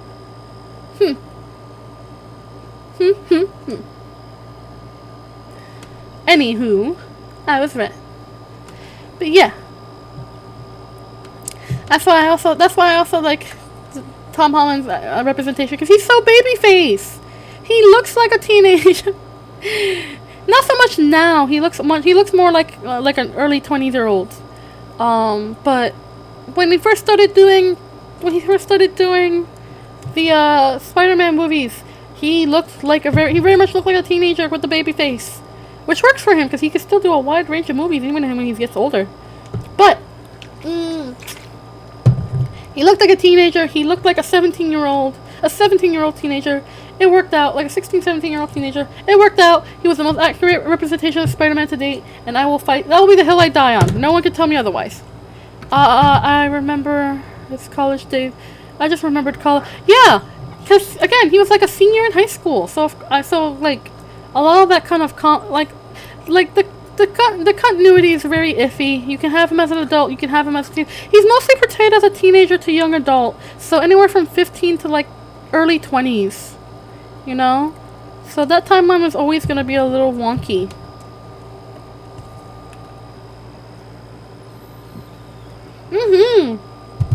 I saw Uncharted. I thought that was really good. Like, I love the Uncharted games. I really do. I have to play them again at some point. I really love the Uncharted games. But I think Tom did a great job playing Nathan Drake. I really did. He really caught that kind of snarky charm that Nathan has. Especially as a young Nathan Drake, I really enjoyed that. I really did. I really did enjoy that. It was really fun. He did really well. I think Mark Wahlberg also did pretty well as Sully. He came off a bit more of an asshole. But if you know about the lore of the games, especially in like their early years, Sully was kind of was an asshole. He softened up a lot because of Nathan, and then of course the 20 plus years they worked together, the near 10, 15, 20 plus years they worked together, they formed a very good kind of father-son friendship. Yeah, The Devil Inside was really good. I want to rewatch it. I'm gonna rewatch it. Because I saw it only once, so I can't really form like a strong opinion on it yet. So I'm gonna sit and watch it, Tom Holland is a very talented actor. I love him so much. If I ever got the chance to meet Tom Holland, I would cry and want to give him a hug because he seems like such a sweetheart, and he's such a talented young man, and I really, really, really am such a big fan. And I don't know. I would just be so happy to be able to say I met Tom Holland, and I think he's such a sweet bean. I really do think he's such a sweet bean. I really do. He looks like the kind of person I would love to be friends with. You gotta see the Uncharted movie. It was actually really good. It was actually pretty good. You know? It was actually pretty good. I really felt like he caught, like, a young Nathan Drake really well. Really, really well. I'm pretty sure he played the games. He's old enough to have played them, I think, at this point. So, I'm pretty sure he was familiar with the source material, and if not, he got himself familiar, because the Uncharted games, let's be honest, the Uncharted games are really, really fun, okay? The Uncharted games are really, really fun, and I thoroughly enjoy them. I know a lot of people do too, that's why there's a movie out of it, of course. They're so fun. But yeah, I thoroughly enjoyed it. It was neat. Speaking of video game movies, you know which one I want to see again? Assassin's Creed. The Assassin's Creed movie was actually really, really cool. It was really, really neat. And a lot of people are going to be like, oh, well, that's not this guy. Oh my god, what was his name? Oh my god, I forgot. What was his name? Desmond, there we go. That's not Desmond. We can't like him. I'm like, excuse you, but there are more than just one assassins out in the world. The movie is just a story of one of the assassins that got into contact with the Apple of Eden, okay? Because let's be honest, in the lore of the games, the Apple of Eden had gotten into contact with many different assassins over the centuries that they have been around. Okay? And Desmond was only one of the many who have, in his lineage and bloodline, have gotten in contact with the Apple of Eden. Okay? It may have ended with him. Let's be honest, it may have ended with Desmond, but it wasn't the end of the Apple of Eden and of the assassins who have gotten in contact with him. Okay? Let's just be honest right here. Let's just be honest for a second, okay? We can't just assume that Desmond was the only assassin whose lineage had gotten in contact with the Apple of Eden. That would have been impossible on multiple levels, okay? Especially with how long it's been around since time immemorial. You cannot tell me that Desmond was the only lineage that had contact with it. It's impossible. Absolutely impossible. Especially with the assassins. The sole mission of the assassins is to protect, humanity's right to free will and stuff like that from the Templars. And, with the Apple of Eden obviously having been passed around by both Templars and assassins for many, many, many, many, many, many, many centuries. Okay? Let's just be honest right then and there, okay? So, you can't tell me otherwise. You truly can't. That's why I really... Of course, if you played the games, you would know it was more than just him. That's why I'm saying. A lot of people wanted to say, oh, well, that's not the Assassin's Creed story. Shut the hell up. Yes, it is. Ah! Hello? Did I just get someone to subscribe to me? Did someone do a subscribe? Yay! RoboSlicer! Oh my god, RoboSlicer followed me! Oh my god! I'm geeking out right now. Oh my god! Hi! Welcome! Thank you for the follow! Thank you for the subscribe! Thank you! How lovely! I like RoboSlicer, you guys. His Dauntless content is always so fun to watch. It's always fun to watch. It's not much, but I love watching them. I don't know why. For me, that's like Dauntless junk food. I don't play Dauntless very often. I probably should get back into it again. I definitely will. Dauntless is a fun game. I'll probably get back into it one day. Maybe. But thank you for the subscribe! I'm so happy that you could be a part of our Floofles family. Thank you for being here. Oh my gosh, I'm so happy. Okay, so what was I saying? Right. But yeah, but I just it's like those people who are very much video game purists that are like, oh, this adaptation is not great. And I'm like, okay, to be fair, there are some video game adaptations that are really terrible. Let's be honest, okay? However, when it's a story like Assassin's Creed that has the potential and has hinted at the potential of other assassins. It's not even hinted. They flat out say there are other people that exist in this world that have had contact with the Apple of Eden and stuff like that. And, you know, it's set up so that it's a very open... Like, if they wanted to... It's set up in a way that if they wanted to introduce a new character, they can with no problem. And have done so after Desmond's original run in the games, okay? Sorry if that's a bit of a spoiler if you haven't played it, but yeah, at one of the games, Desmond just up and dies, and that's the end of his, like, essentially that's the end of his story arc lineage and stuff. But, and I'm only gonna say this because I haven't played a couple of the latest games yet, because I don't have consoles to play them on at the moment.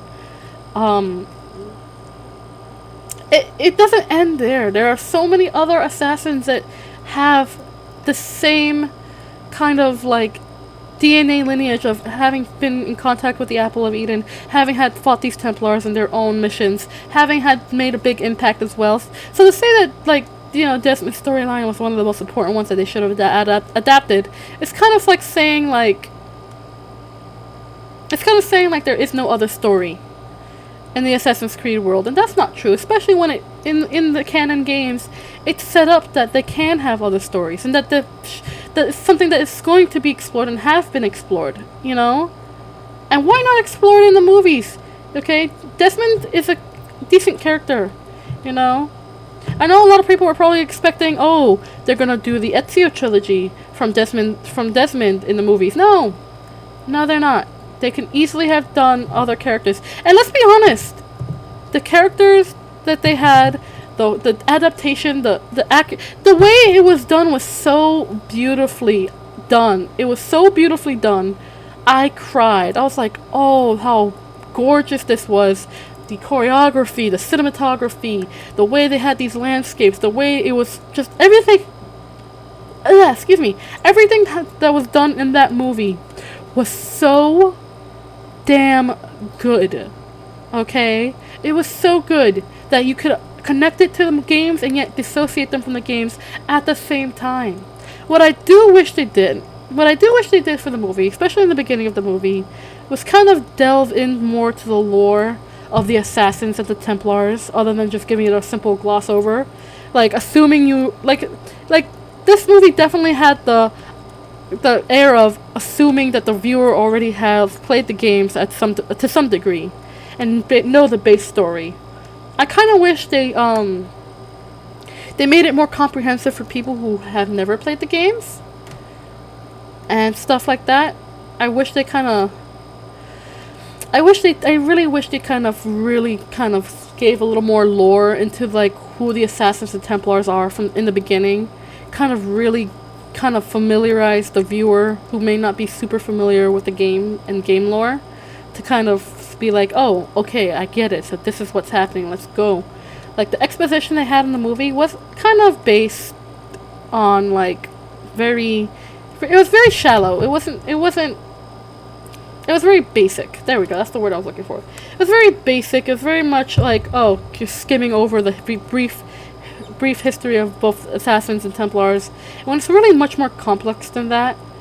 But they could have done it in a way with, like, giving exposition throughout the movie that, yeah, this is so much deeper than just saying, oh yeah, we've been doing this for thousands of years. No, I felt like they needed to put more of an impact on that, but that's just me. Otherwise, I really did enjoy the movie.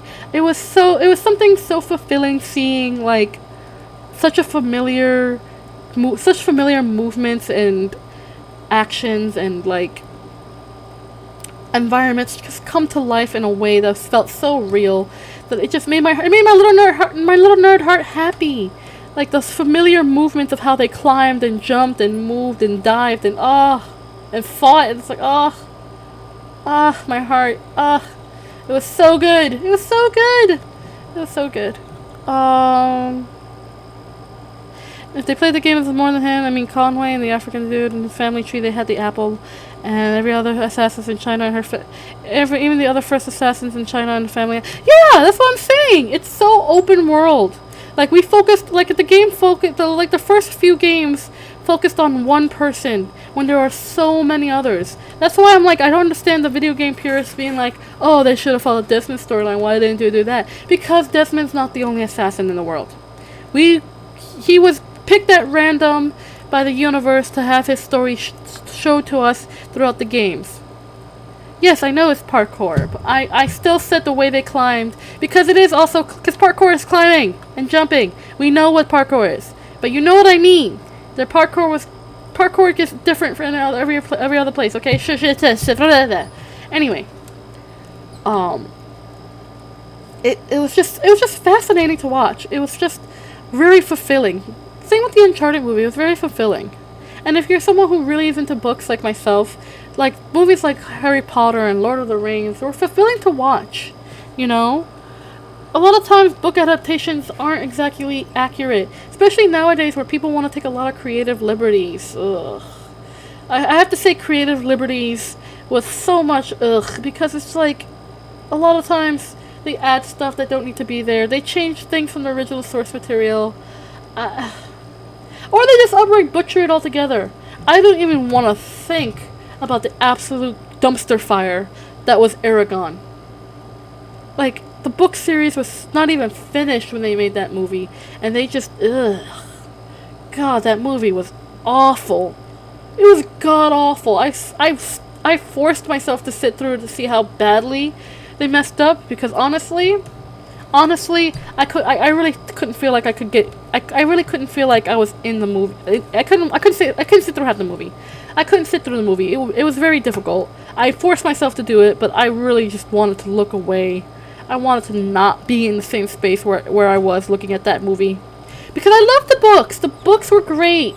Okay, the books were a fun read.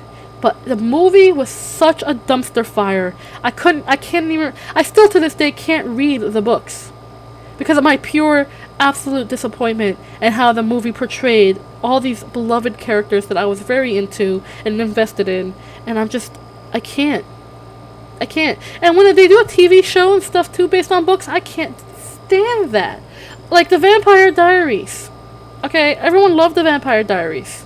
But let's be honest, the books were better, and everyone who has read the books after watching the show agrees with me. And I don't care. I don't care. Oh, the show was so good. Oh, the show was so good. Fluff you. Okay? Screw you. No, they weren't. I didn't even sit through the first episode. You know why? Because they had everything wrong from the very first episode. It was a dumpster fire. Okay? How do you... The book is descriptive. The book is so very descriptive. They go into details. Okay? The book series goes into details about the characters, their feelings, their thoughts, their actions. How dare you make this atrocious ass show based on such an excellent source material and still get it so very wrong? Like, how dare you? Harry Potter, listen, Harry Potter is a part of my childhood. Screw J.K. Rowling and her bullshit racist turf shit. Okay, I will say that with all the anger in my voice, because I do not condone this woman at all. She's a disgrace to everything that she built her fandom.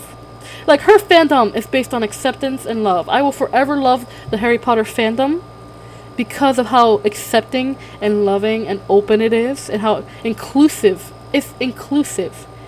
And this bitch, I can't even say witch because that's just insulting to witches everywhere. This bitch just took some dirt and rubbed it into the face of every person who wanted to feel included in this fandom. And it's just, I don't support her. I do not support the content of hers anymore. I do still have my Harry Potter books, and I'm still very much a part of the fandom community. I am. I'm still a part of the fandom community, but I will not support J.K. Rowling ever again. The community is a wonderful place. Very inclusive, very much passionate and fun. I have yet to meet a Harry Potter fan that was super toxic or thought in the same way that she has. I'm sure they're out there. I absolutely am sure they're out there. Okay? It would be impossible if they weren't. But they are a minority in the vast majority of a very, very inclusive fandom. And it's so heartbreaking to know that you have built this amazing fandom, but you yourself are just a terrible person. It sucks. It really does. As much as I would love to see the Fantastic Beasts movies, as a fan of the fandom and of the lore of the world, despite its so many flaws, I couldn't bring myself to do it. I really couldn't. I would be remiss in my own morals if I did. Twilight, I don't even want to talk about Twilight. Twilight was awful. It wasn't god awful. It was something that people really enjoyed and watched. As a youngin, I was into it, just for the pure like fantasy world of it. Not so much like vampires and werewolves were very popular around that time, and I got caught up in the hype. As a unexperienced youngin, I read the books. They were okay. The movies were fine, I guess. I fell out of watching the movies after the second, not even like before the second one. Like I saw the first movie, I was like, okay, it's fine. I read all the books. It was okay. The books are fine. They're fairly harmless if you take them with a grain of salt. You know, as long as you know that fantasy is fantasy and reality is reality, it's fine, I guess. I remember Lord of the Rings. I saw the animated movie before I seen the live action movie. Although I never saw Vampire Diaries because it's marketed as a female love story, so it's like listen, read the books, The Vampire Diaries. It's actually really good. Okay, just read it. No one's gonna judge you if you watch a show marketed towards females. It's a show. It's entertainment. Who cares? All right. If you care so much about your own personal image, that's a you problem. But like, let's be honest, shows are just entertainment, whether they're marketed to be more emotional or action-packed. It really is all personal preference. Alright? Like, just like clothes, shows are out there meant to be for people. Okay? Gendering shows, unless it's specifically about, like, women's issues or men's issues. Men don't have issues. Screw that. Men don't have issues. Women's issues and stuff like that. It's all wash. It's all the same. It's all gender neutral. Who cares? You know, people were like, "Oh, that's a girl's show." Have you watched it? Have you read the source material? There's a lot going on there that isn't just for females. Okay, I promise you. Vampire Diaries is actually really good. I promise you. Yes, the main protagonist is a female. Who cares? Female characters deserve so much love. It's very rare to find a well-written and well-rounded female character nowadays, because a lot of people who write female characters either don't know women, okay? I have seen how men wrote women characters and try to put the whole, oh, I'm a strong female character kind of thing happening, and it's... You guys, women are not that complicated, okay? You guys always want to make women so much more complicated than they actually are. We're not as complicated as you think, okay? We just think a lot more, okay? Women tend to think a lot more. We tend to analyze things more, okay? It's not as complicated. We're people, just like you. We're just people, okay? We're not that complicated to write, okay? Like, pretend, if writing female characters is hard, just pretend that we're men, and then add breasts at the end of it, okay? It's not that complicated. It really isn't. A lot of people have struggled with writing women characters, and trying to make them these strong, independent characters, but, like, being tough isn't just about being strong, you know? I always get so angry. When I read a story and the female protagonist is like this, oh, I'm a strong, independent woman, but they act like a simpering, weak girl that still can't function without a male in their life. And I'm like, come on, that's not how a strong female character is written, okay? You don't need like, you have this character that seems like they're going to be a strong character, but then they end up falling in love. And then it's like, oh, they become this simpering female that really needs her mans. And I'm like, that's so stupid. And I've read so many books that are like this. A good example, okay. What's a good example of this? Because I've seen this so many times. There's so many examples, I can't even just pick one. They're just so bad. Okay, Dorothy Must Die series. It's a great series. Main protagonist is a female. She starts off as like, okay, this kind of a downer chick. Yeah, she's kind of down. Her life kind of sucks. She's thrown into this world where it's basically with a retelling of Wizard of Oz from another character's point of view, and it's all effed up, post-apocalyptic kind of magic sort of thing. Really good read. Really, really good read. But we have this character who has this potential of being so strong and well-rounded. Like, she starts off strong, pretty well-rounded. Like, yeah, she doesn't know what's going on, but she can fend for herself. She learns to fend for herself really well. But then she starts catching feelings for this other male protagonist. And then she's like, oh, well, what if I can't do it? She starts to doubt herself because of her own feelings for this other character. Because now, it's just like, she's basing her feelings of importance on this other person. And I hate when books do this, is that you get this character that starts off kind of well-rounded and looks like they have the potential of being a strong character independently, and then you introduce a love interest, and then they turn into the stereotypical simpering female that has to struggle with, I'm a strong character, I'm a strong person, but then they fall to the trap of, I'm in love with this person, so what am I going to do without them? My whole life is going to now revolve around them, and my goals are going to now start to revolve around them and our love, and I'm like, shut the fuck up. Like, just shut up. Shut the hell up. I get so annoyed when stories do this. And, like, sometimes they bring it back. They'll be like, oh yeah, this romance is just a small part of this person's character development. Like, the Court of Thorns and Roses book series is so good because they capitalize on this. The character development depends on their feelings for another, but then they capitalize it on this whole development of, I love you, but I'm also my own person. Okay, like, okay, The Court of Thorns and Roses, okay, I highly recommend. Yeah, the female protagonist is obviously there's obviously a female protagonist, but there's a lot of action and a lot of, like, really good points in that book. Okay, the first book is good. It gets so much better from the second book onward. Okay, the first book just builds up builds up the character, the main character. Okay, let's just be honest. The first book builds up the main character. You get to know who she is and her development as a person based on her love interest in that book. From there, it gets so much better because you see this character developed into a strong character. You don't see her simpering over her lover. Like, in the first book, yeah, she's like the stereotypical, I'm a strong character that had to survive and, like, keep my family surviving. But then it's like, oh, she goes through the I'm a simpering female allowed to be vulnerable kind of thing with a character that she falls in love with. But then from there, she develops her own kind of strength and personality, which I think is beautiful writing, by the way. I'm a very big fan of the Court of Thorns and Roses book series, and I highly recommend it to anybody and everybody I know to read it because it is actually very, very good. I think I may have just broken my pop socket on my phone. Oops. Oh well. It's a very good book series. One I highly recommend because it is actually quite good. The characters are well written. You root for the main character because she's not just this simpering female that starts revolving her life around a man.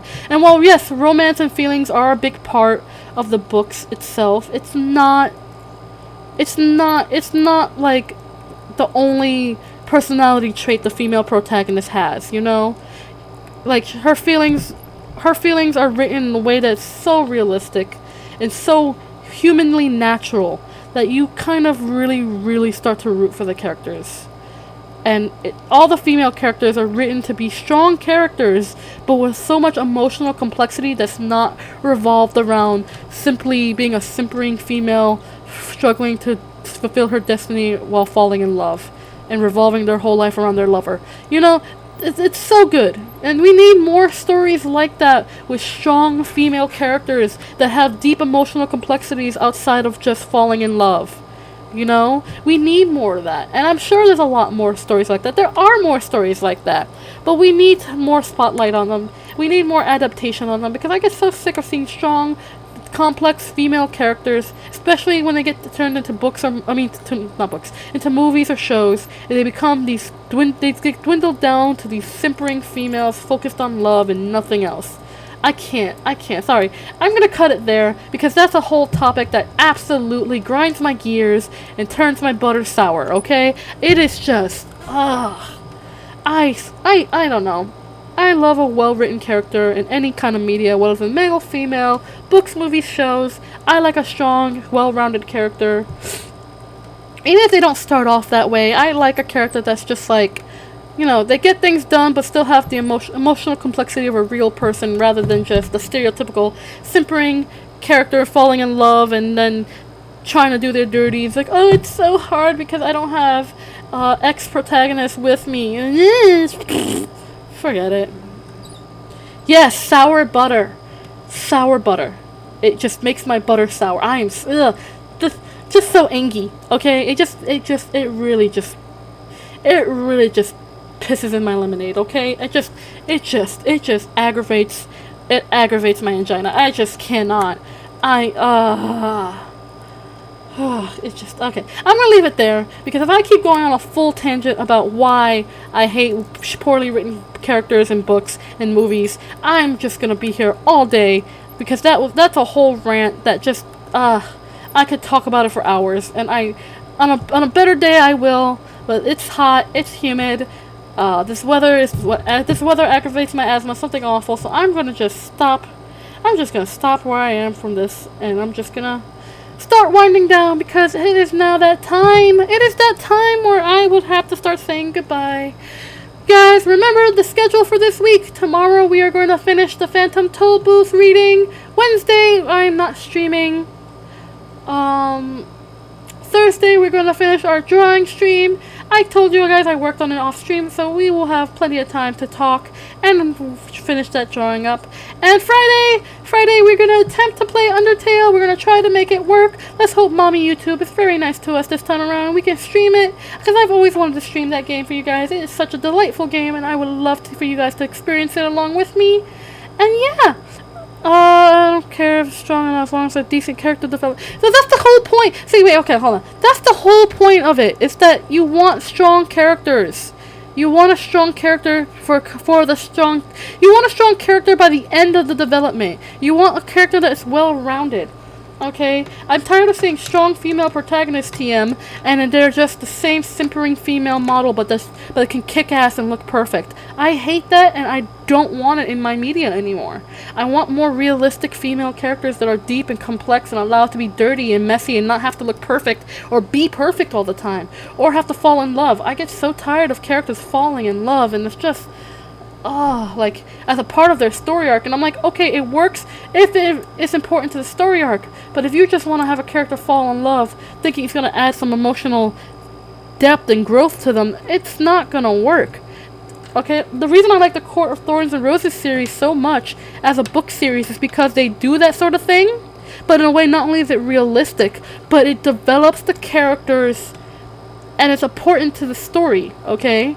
You want to see the main character and her love interest fall in love. And then if they fall out of love, that's something you want to see what happens too. And you know, these sort of developments are so good in that series because it makes sense. It's real. It's not perfect. It's not one-sided. It's a real... You have these characters actually talking and fighting with each other and trying to work things out and trying to find a middle ground rather than being like, oh, I love you too. Some kind of weird third act misunderstanding. And then, oh, we made it all work out because we're so perfect for each other, or we're so meant to be together even though we clearly are not good for each other in any sense of way. No, you don't get that in the Court of Thorns and Roses series. At least if you do, it gets resolved in a way that's realistic.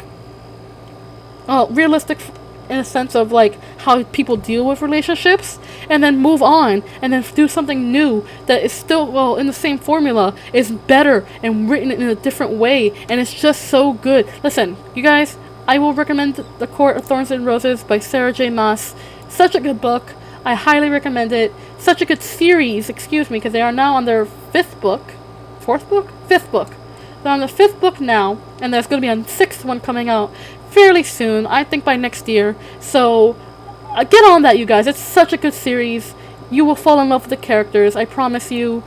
They are so multidimensional and actually really well written. You would actually really love it. Like, it's that time again. You gotta check it out. It's actually a really good book series. 10 out of 10, I promise you, you would like it. Very much. Yes, it has that kind of trope of, oh, I'm falling in love with the male protagonist kind of thing. But it's not in a way that's stupid. It's not in a way that's stupid, I promise you. It's so good. It's so good, you guys. It's so good. But, yeah, okay. I'm gonna end it here, because if I keep going, I'm never gonna stop. Tomorrow, I will see you guys. I will see you guys tomorrow for the Phantom Toll Booth finishing, for story time. It's gonna be so much fun. I can't wait to finish reading this book with you. I'm actually really enjoying reading this book with you. It's one of my childhood favorites, and I'm so happy I can share it with you guys. And yeah, you guys, if you are in the Northern Hemisphere and dying from heat, I want you to keep nice and cool. Hi, Percy! Thank you for coming! You copied the link from someone's status and ended up here. Well, I'm so sorry you came late. We're just about wrapping up. I'm so happy that you're here, but thank you for being here. Thank you for coming, even if it's last minute. I greatly appreciate it. Follow me on Twitter if you want to keep up to date with the streams and stuff, or subscribe here. That way you can get up to date and get all the notifications and stuff like that too. I would love if you can come join us for our streams. I went on a whole tangent about movies and books today, about my love for the MCU and comic books and DC and why I hate DC movies. It's a whole tangent. I went on a whole tangent today. But it was so much fun. But yeah. Listen, you guys, I'm so happy you guys could be here today. Thank you for coming. If you're in the Northern Hemisphere of the world, try to keep nice and cool. It's swelteringly hot. I will take your like. Thank you so much, Percy. Subscribe if you want, please. I would welcome you. I would happily welcome you to the Floofle family, and I would love to be able to see you more in chat. I love talking to my chat. I love being able to interact with everybody here. So please come join us more often. Tomorrow I'm doing a story time. I'm going to finish reading The Phantom Toll Booth, which is one of my favorite childhood stories. I hope I can see you there. Yeah. And you guys, keep cool, keep comfy, stay hydrated, hug your friends, tell someone you love them, and be a force for good in the world, because goodness knows we need it.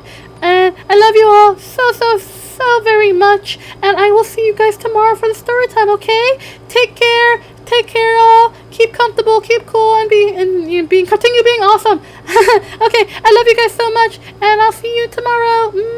Bye! Bye!